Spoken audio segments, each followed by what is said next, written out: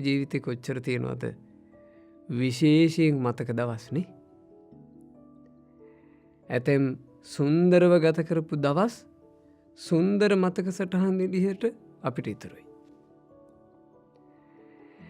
ඇතැම් අසුන්දරව ගත කරපු දවස් අසුන්දර මතක සටහනක් එක්ක අපිට ඉතිරි. හිනහා වෙවි ප්‍රීතියෙන් ගත කරපු දවස් ප්‍රීතිමත් දවස් විදිහට අපට මතකයි.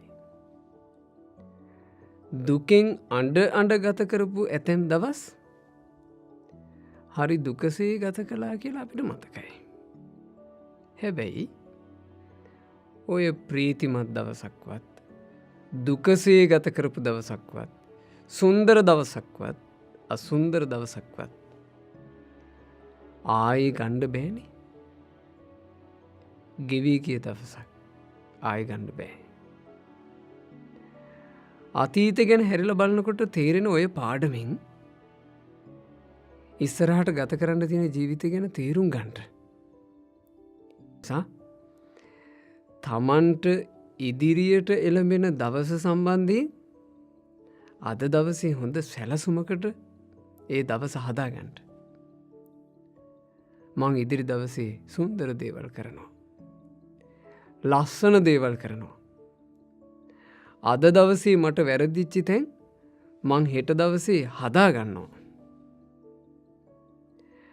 අද දවසේ මගේ තිබුණු අසාර්ථක දේවල් මං හෙට දවස වෙනුවෙන් අරයන්නේ. ඔබට ඒ එළඹෙන දවස ඔබ පුළුවන් තරම් සාර්ථක කරගන්න. මොකද ඒ දවසත් ගෙවී යන එක අපිට නවත්තන්න බෑ.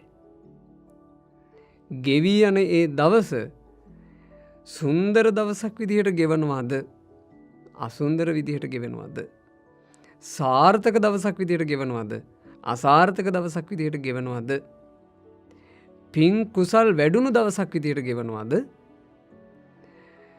පින් කුසල් නොවැඩුණු තේරුමක් නැති දවසක් විදිහට ගෙවනවාද කියන තීරණය නම් අපිට හසුරුවන්න පුළුවන්.